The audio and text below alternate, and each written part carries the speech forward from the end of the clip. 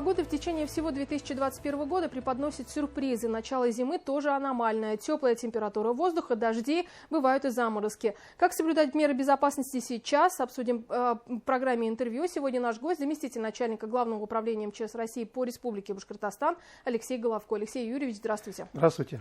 Как вы можете прокомментировать, как началась зима и на что сейчас экстренные службы чаще всего обращают внимание и какие вызовы чаще всего поступают? Вы правильно сказали. Преподносит нам зима нынче сюрприз такой, как мы ожидали, конечно, морозы. И граждане наши уже готовятся, да, морально настраиваются на то, что будет холода. Но, к сожалению, этого не произошло. И календарная зима началась с оттепели. Затем были заморозки. Вот сейчас тоже мы можем наблюдать, что есть определенная оттепель. Да, и завтра уже будет такое достаточно серьезное понижение температуры. И это определяет определенный отпечаток именно на безопасность на дорогах.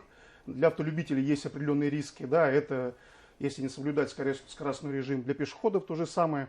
Это где остаются еще под мокрым снегом такие ледяные образования. Да, это и можно и подскользнуться, получить определенную травму. Поэтому, пользуясь случаем, хочу обратиться как к автолюбителям, так и пешеходам.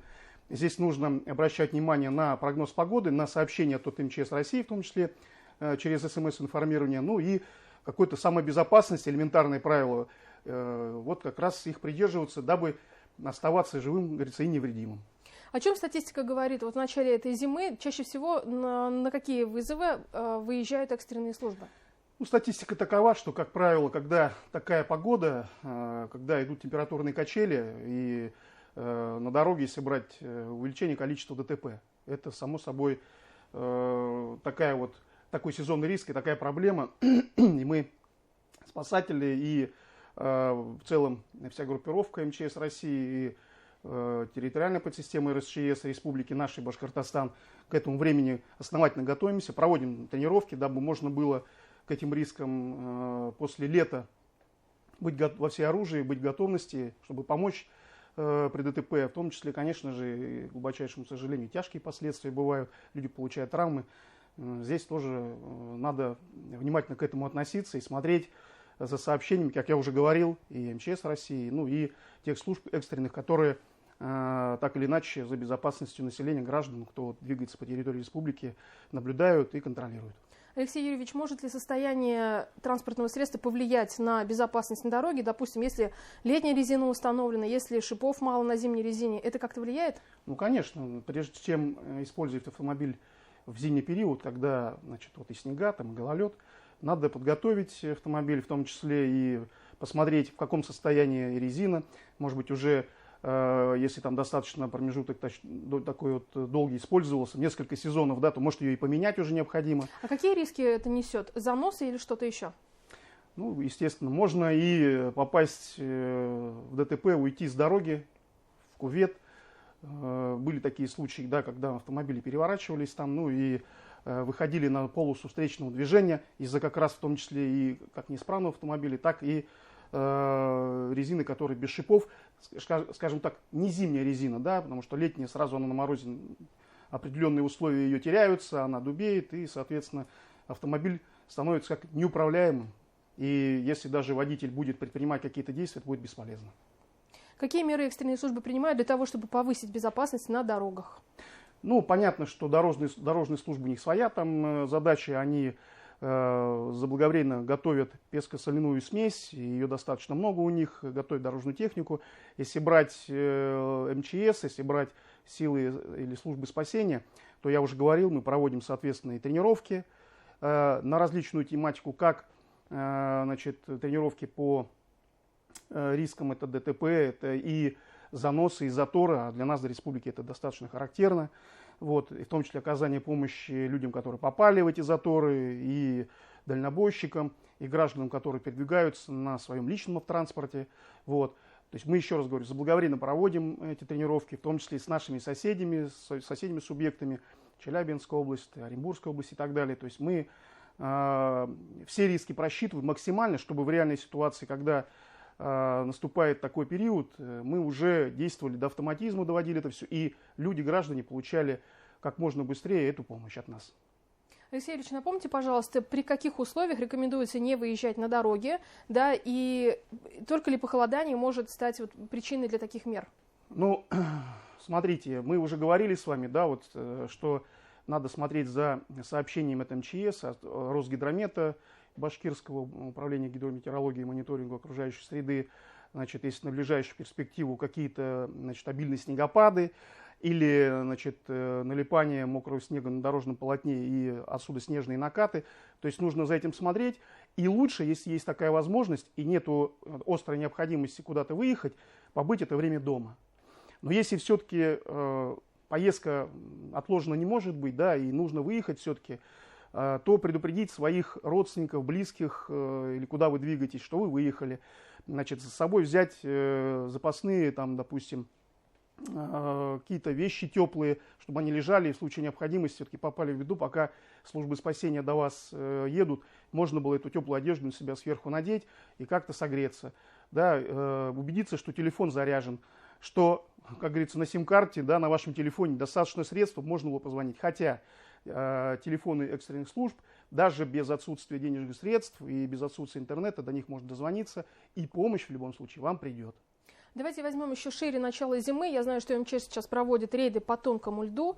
Происшествия уже фиксируются. Какие рекомендации здесь дадите вы? Ну, Башкортостан, наша республика, не исключение. Граждане, как только появляется лед, любители подледного лова рыбы выходят на водоемы, несмотря на то, что есть предупреждающие знаки, несмотря на то, что профилактические мероприятия мы проводим, да, совместно с республиканскими властями, то, что тонкий лед, такая профработа ведется, все равно выходит.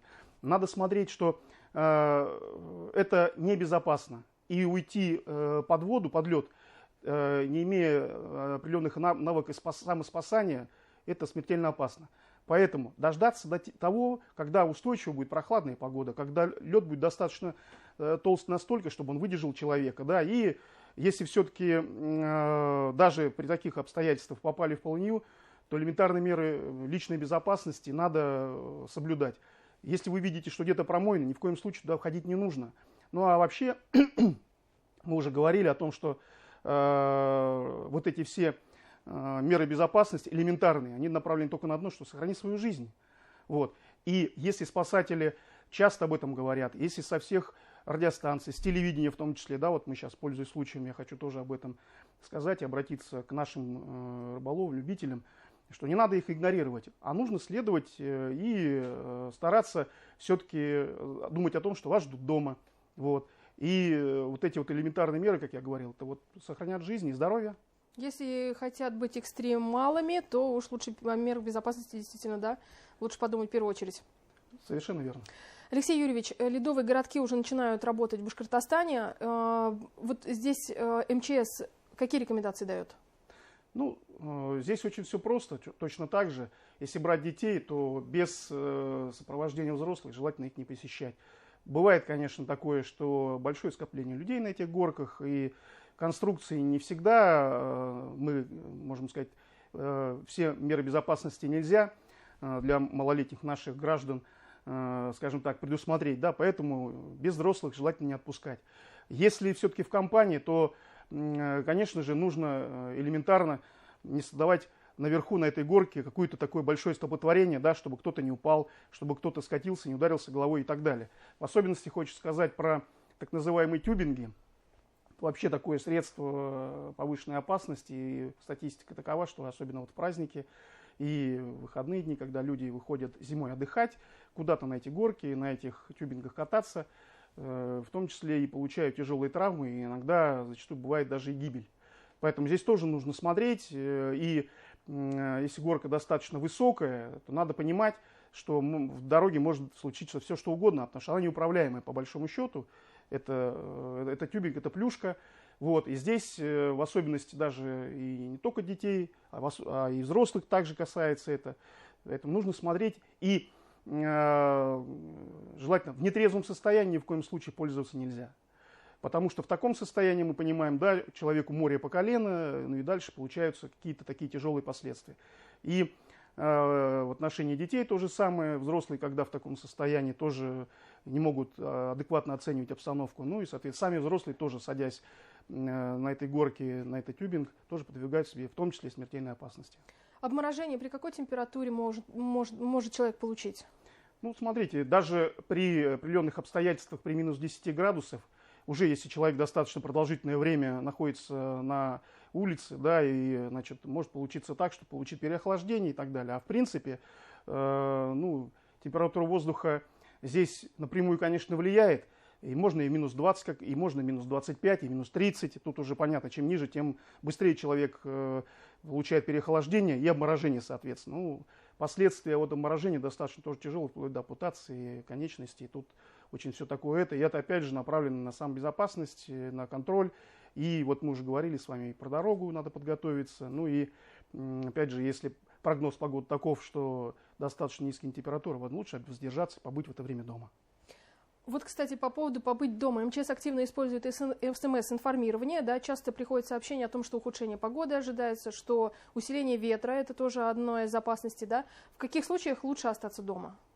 Мы говорили уже, да, при сильном ветре, при сильном снегопаде, при свыше 18 метров в секунду мы уже даем информацию о том, что бывают такие порывы. Да, а это и какие-то старые деревья может получиться так, что случится трагедия может, да, и если перемет на дороге где-то, да, то же самое, были такие случаи, где люди попросту замерзали, и пока, значит, спасательные службы к ним добирались, да, случалось трагедия. Такое тоже было, и не только там, значит, берем там в Российской Федерации достаточно таких случаев. Поэтому, еще раз говорю, если сообщение от МЧС пришло, если вы где-то услышали, в том числе на терминальных комплексах, вот, в торговых центрах, где-то на улице, что МЧС предупреждает о том, что сильный ветер, значит, снегопад, заносы, возможные заторы, то лучше в этом случае без острой необходимости свое жилище, свой дом не покидать.